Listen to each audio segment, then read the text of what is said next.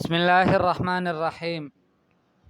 تقدیری اعراب وہ 5 جگہوں میں 5 چیزوں میں استعمال ہوتی ہے، ان میں سے ایک اسم مقصور تھا، ہم نے پڑھ لیا۔ اب آج پڑھتے ہیں اسم منقوص۔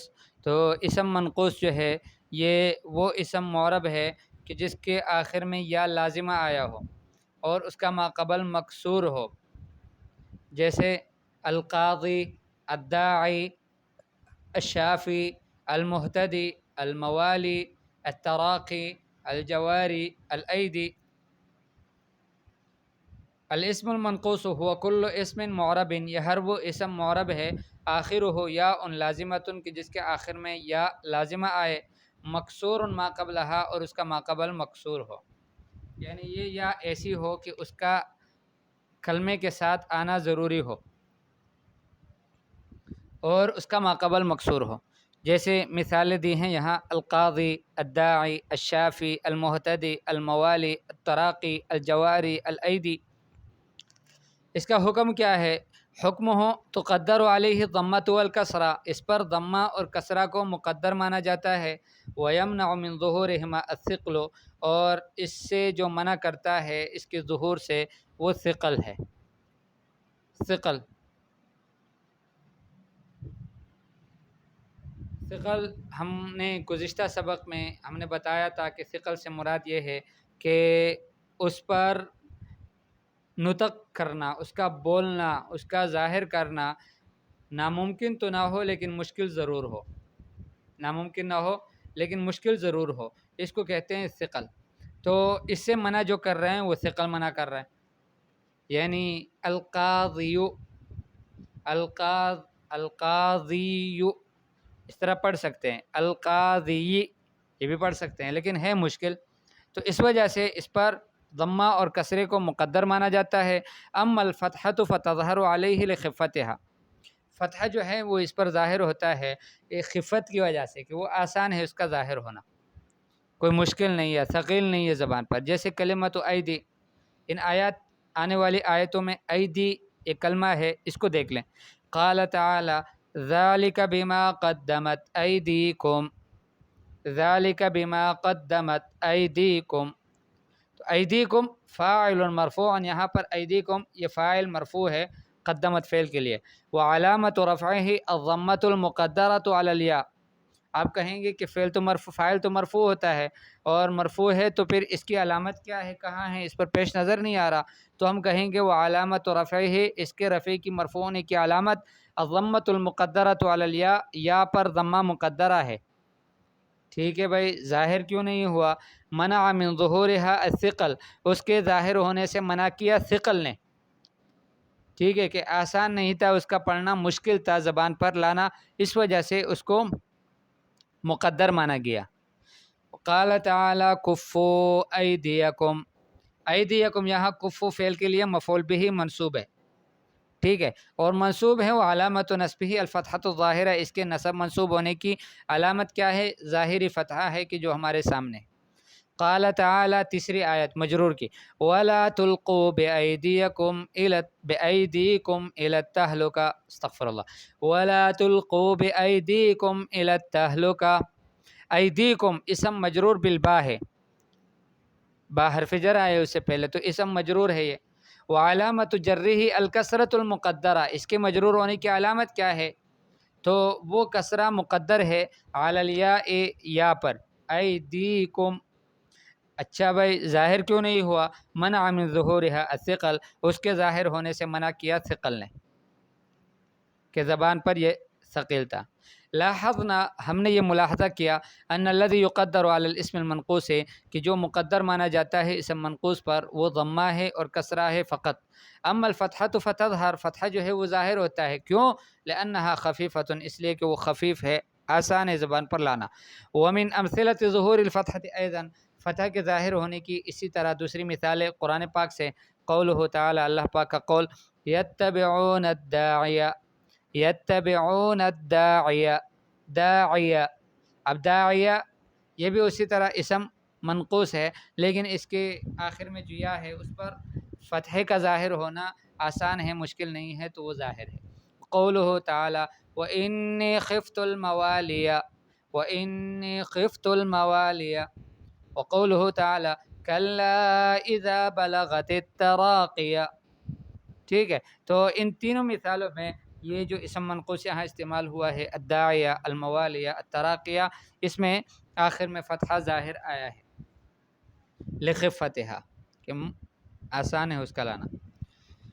اچھا، الاسم المضاف الی یا المتکلم، تیسری چیز کہ جہاں پر ہم تقدیری اعراب مانتے ہیں وہ اسم مضاف یا متکلم کی طرف ہے.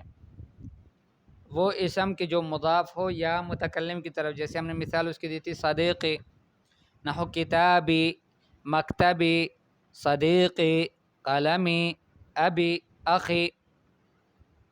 ٹھیک ہے، تو کتابی میری کتاب، مکتبی میرا مکتب، میرا ڈیسک، اور صدیقی میرا دوست، قلمی میرا قلم، ابی میرے ابا، اخی میرے بھائی.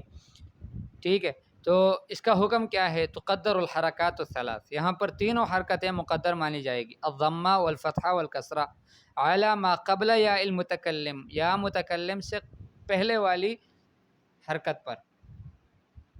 یا متکلم تو متکلم کا ہے لیکن اصل تو اسم ہے، کلمہ تو وہی ہے، اسی پر اس اعراب کو آنا ہے، تو یہ اعراب وہاں پر مقدر مانا جائے گا. کیوں؟ اس کی وجہ ہم نے پہلے تعریف میں بھی پڑھی تھی، وَيَمْنَعُ مِنْ ظُهُورِهَا اشْتِغَالُ الْمَحَلِّ بِحَرَكَةِ الْمُنَاسَبَةِ. اس کے ظاہر ہونے سے منع کون سی چیز کرتی ہے؟ تو فرمایا کہ وَيَمْنَعُ مِنْ ظُهُورِهَا، اس کے ظاہر ہونے سے منع کرتا ہے اشتغال المحل بحرکت المناسبہ، محل کا مشغول ہونا، محل اعراب کا مشغول ہونا ایک مناسب حرکت کے ساتھ. بات سمجھ نہیں آئی؟ مطلب یہ ہے کہ یا متکلم کو تو چھوڑ دیں، یا متکلم جو ہے یہ تقاضا کرتا ہے اپنے ماقبل کسرے کا، قلمی، ابی، اخی. اب اس سے پہلے مشکل ہے کہ اس سے پہلے والے حرف پر ضمہ آئے یا فتحہ آئے. ٹھیک ہے، یا متکلم تقاضا کرے گا اپنے ماقبل کسرے کا. اب وہ اس پر اعراب بھی تین طرح کے ہیں کہ وہ ضمہ بھی ہے، فتحہ بھی ہے، کسرہ بھی ہے، اور محل اعراب ایک ہی ہے. محل اعراب ایک ہی ہے، جیسے کتابی میں با محل اعراب ہے، مکتبی میں جو ہے با محل اعراب ہے، مکتبتی ہے یہ لفظ، استغفر اللہ غلط پڑھا میں نے، مکتبتی کا معنی کہ میرا مکتبہ. ٹھیک ہے، تو مکتبتی میں یہ تا آخر میں محل اعراب ہے. اسی طرح صدیقی میں صدیق محل اعراب ہے. اب اس پر جو کسرہ پہلے سے آیا ہے صدیق پر، وہ تو کسرہ آیا ہے یا نسبتی سے پہلے، یا جو متکلم کیا ہے اس سے پہلے وہ یا نے تقاضا کیا تھا اس وجہ سے آیا.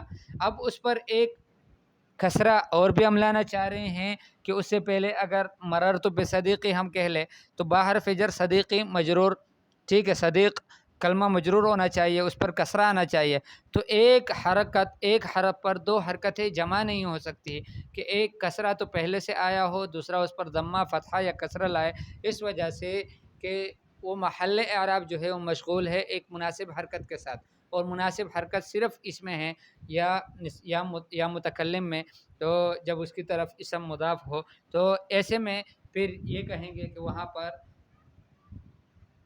اعراب کو ہم تقدیری مانیں گے. ہم کہیں گے کہ ضمہ جو ہے، فتحہ، کسرہ، یہ تینوں تقدیری اعراب ہم لگا لیں گے. جیسے کلمۃ ابی فی الآیات الآتیہ، آنے والی آیات میں کلمۃ ابی کو آپ دیکھ لو، ابی جو کلمہ ہے. قال تعالی حتی یأذن لی ابی، حتی یأذن لی ابی. اب ابی جو ہے یہ فاعل ہے، مرفوع ہے یأذن فعل کے لیے، وعلامت رفعہ الضمۃ المقدرہ، اس کی رفع کی علامت کیا ہے؟ وہ ضمہ مقدرہ ہے علی ما قبل یا المتکلم، یا متکلم سے پہلے والے حرف پر. ٹھیک ہے، اس لیے کہ یا متکلم نہیں ہے، وہ تو الگ کلمہ ہے، اس سے پہلے والا کلمہ ہے. منع من ظہورها اشتغال المحل بحرکت المناسبہ، اس کے ظاہر ہونے کو منع کیا محل اعراب کے مشغول ہونے نے مناسب حرکت کے ساتھ، کہ محل اعراب مشغول ہے، اس کا اشتغال ہے ایک حرکت مناسبہ کے ساتھ. حرکت مناسبہ سے مراد کہ یا متکلم اپنے ما قبل کسرے کو چاہتی ہے، تو یہ جو کسرے کو چاہنا ہے اس کا، یہ اس کا مناسب حرکت ہے. اس لیے کہ ضمہ مناسب نہیں ہے، فتح مناسب نہیں ہے، تو اپنے ماقبل کسرہ چاہتا ہے. اب کسرہ آ گیا اس کی وجہ سے اب اس کے بعد دوسرا اعراب لا نہیں سکتے، تو اس وجہ سے اس کو ہم تقدیری اعراب کہیں گے. ویا المتکلم مضاف الیہ.